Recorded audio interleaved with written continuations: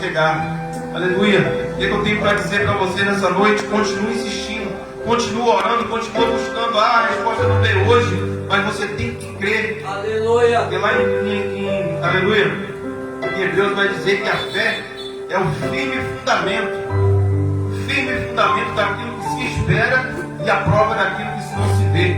Ou seja, você tem que crer como se já tivesse recebido. A tua fé tem que ser inabalável, como se você já tivesse recebido aquilo que você está pedindo hoje. Ou seja, você trazer o dia de amanhã para hoje e crer, eu já recebi, aquilo é meu. E vai ser, porque Deus é fiel. Amém? Louvado seja Deus. Eu quero agradecer a oportunidade em nome de Jesus. Glória a Deus, louvado seja o nome do Senhor. Ao do Senhor que está lá.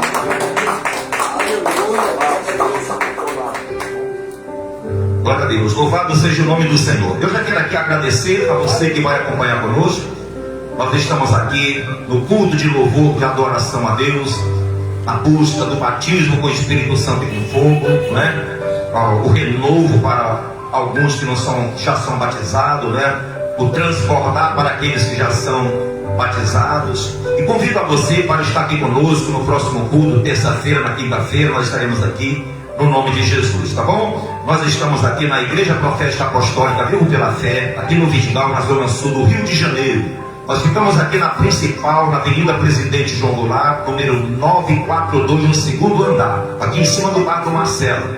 Venha, você vai ser bem recebido aqui. Terei o maior prazer em te receber, sua família, seus amigos, no poderoso nome de Jesus. Os nossos cultos são aos domingos, às terças e às quinta-feiras, às 19h30, tá bom? E todo segundo domingo do mês nós temos o estudo bíblico, não é?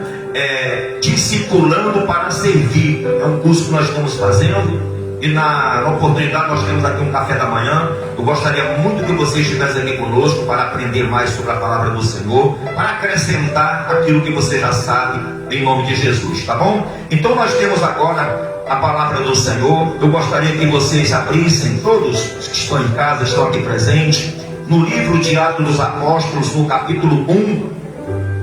Nós vamos falar aqui algo muito importante, porque no decorrer da semana nós já estamos falando sobre o Espírito Santo de Deus, e nós gostamos de dar sequência naquilo que está sendo falado, não é? Atos dos Apóstolos, no capítulo 1.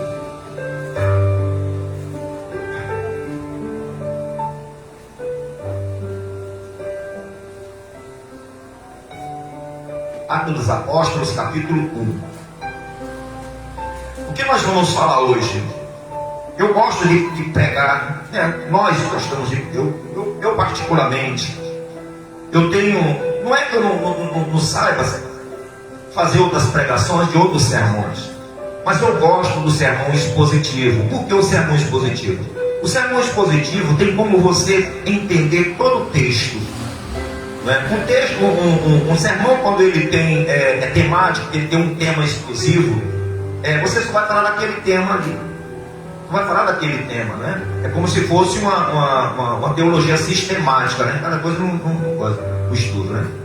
Mas um texto, quando você expõe um texto expositivo, quer dizer, quando você expõe um texto, você vai se alimentar de tudo aquilo que está ali. Não somente de um versículo, pausar em um versículo só, que é onde o tema repousa. Amém, pessoal? Mas você vai se alimentando de tudo aquilo. E aqui hoje nós temos esse sermão, não é?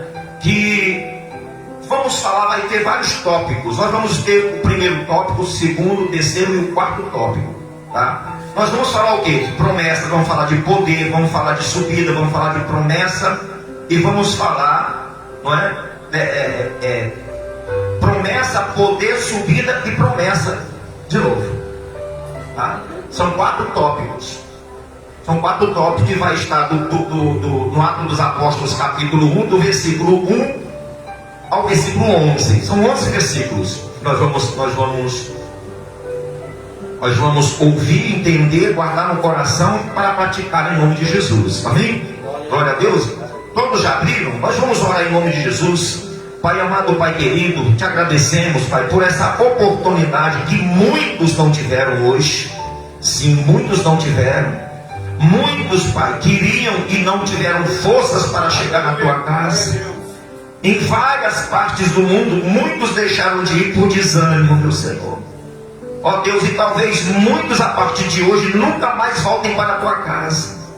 Mas eu peço que o Senhor fortaleça aqueles, meu Deus, que não puderam ir por um motivo ou por outro, mas que estão, meu Deus, pedindo forças a Ti para retornarem, para voltarem, para ouvir Tua palavra e andar em Tua presença.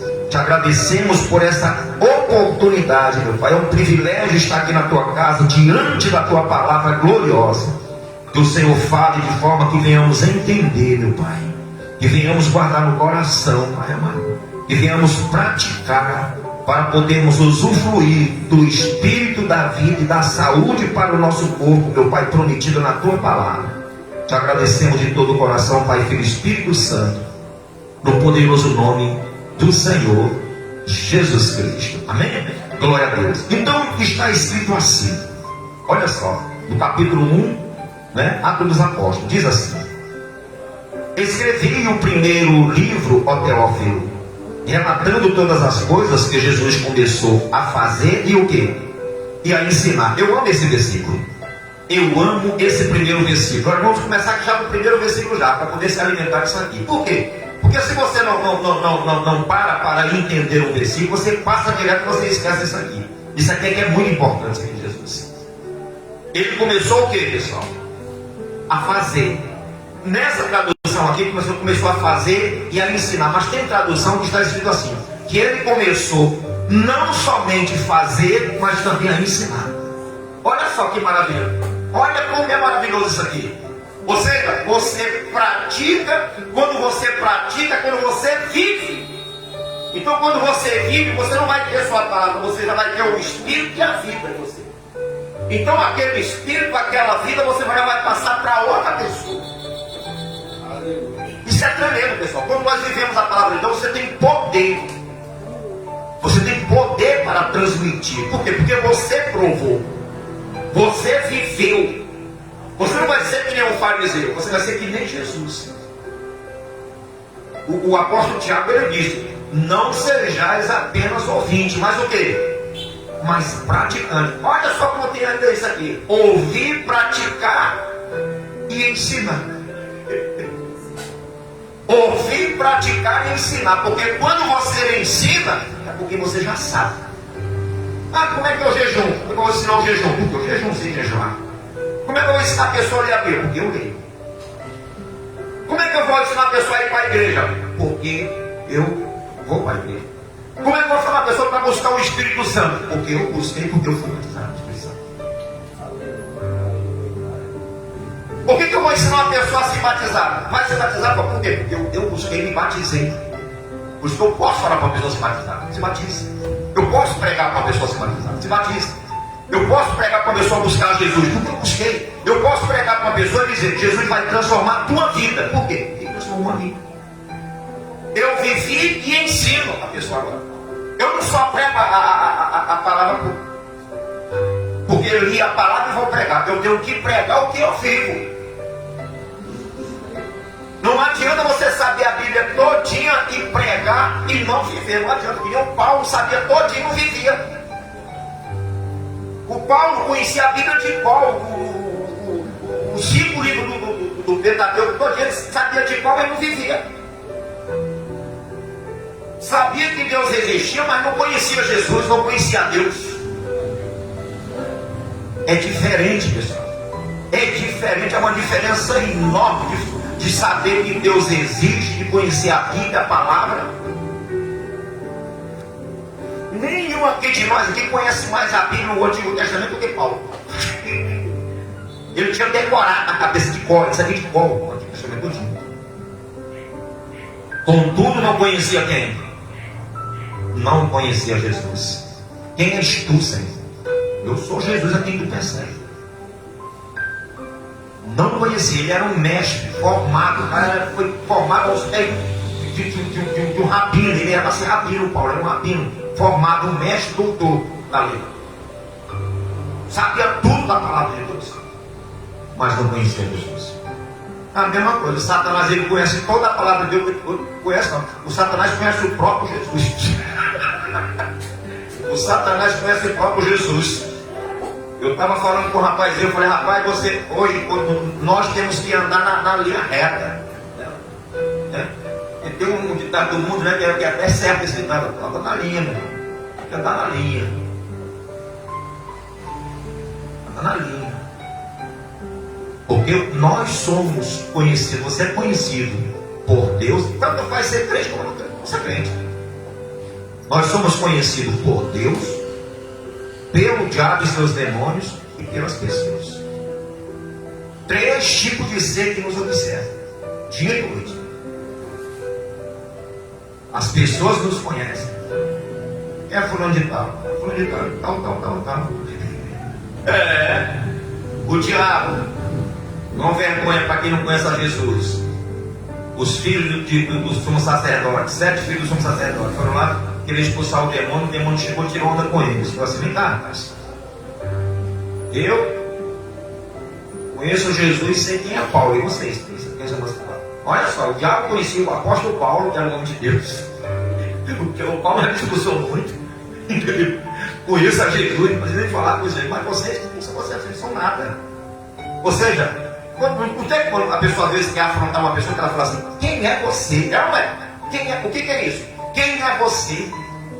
Quando a pessoa fala isso com uma pessoa, ela está colocando a pessoa lá embaixo, que a pessoa não é nada. Ela fala assim: quem é você? Essa palavra é muito ofensiva, essa palavra, pessoal. Porque essa palavra saiu da boca de Satanás para com aqueles meninos lá, desse rapaz lá. E vós, quem são vocês? Para tentar me expulsar. Olha só que coisa mais terrível. O diabo falou que conhecia o homem de Deus, o Paulo conhecia Jesus, mas a eles, como servos de Deus, como pessoas de Deus, o Satanás falou: vocês não são nada não. Não são nada. Então isso é muito perigoso, pessoal. Aí o quê? Ou seja, porque eles pregavam ou queriam expulsar o demônio, mas não viviam Jesus, não conheciam Jesus. Jesus já tinha morrido, já tinha ressuscitado, e eles não conheciam a Jesus. Conheciam a letra, eram filhos de sacerdote da tribo de Levi, mas não tinham autoridade, porque não conheciam nem tinham a autoridade daquele que tem todo o poder, que é Jesus. Amém? E só tem autoridade se for concedido por Ele. O poder que é concedido, e só Ele pode dar o poder sobre os demônios, Jesus. Só Ele pode dar o poder. Tá? Então isso aqui é muito importante, pessoal, esse primeiro versículo, né? Esse primeiro versículo. Então no versículo 2 diz assim: até o dia em que, depois de haver dado mandamentos por intermédio do Espírito Santo aos apóstolos que escolhera, foi elevado às alturas. A estes também, depois de ter padecido, se apresentou vivo, com muitas provas incontestáveis, aparecendo-lhes durante 40 dias e falando das coisas concernentes ao reino de Deus. E comendo com eles, determinou-lhes que não se ausentassem de Jerusalém, mas que esperassem a promessa do Pai. Essa promessa do Pai está escrito já no Antigo Testamento, né? Jesus também já tinha falado lá em João 16, né? Consolador, agora é o Pai, ele, outro Consolador, não é? Já tinha prometido lá em João, já falado com eles lá. Está escrito em Joel, está escrito em João 16, que é o Consolador. E Jesus falou: a promessa, né? A promessa do Pai, a qual disse ele: de mim ouvistes. Olha, vocês já ouviram falar. Eu prometi isso lá para você na oração, lá em João 16, lá sobre o Consolador, o Espírito Consolador. Está lá escrito, eu falei para você já. Então eu já fiz essa promessa a vocês e estou aqui fortalecendo mais uma vez. Vocês vão receber. Porque essa promessa é do Pai. Essa promessa é do Pai. Você entendeu? Então Jesus, pessoal, ele vai falando uma coisa, ele vai fortalecendo aquela palavra, vai. Entendeu? Eu já prometi lá, eu estou garantindo aqui mais uma vez, ó, vocês vão receber. Fica firme. não saiam daqui. Entendeu? E ele diz, olha, de mim ouvistes. Porque João, na verdade, batizou com água, mas vós sereis batizados com o Espírito Santo, não muito depois destes dias. Amém, pessoal? Olha só, existe o batismo com o Espírito Santo, que é o batismo que é feito pelo ministro, o ministro do Evangelho. Nós, pastores, bispos, apóstolos, fazem batismo nas águas, né? E João fez o batismo dos apóstolos, fez o batismo de Jesus, entendeu? Então, quando nós batizamos a pessoa, pessoal, está feito só a primeira parte.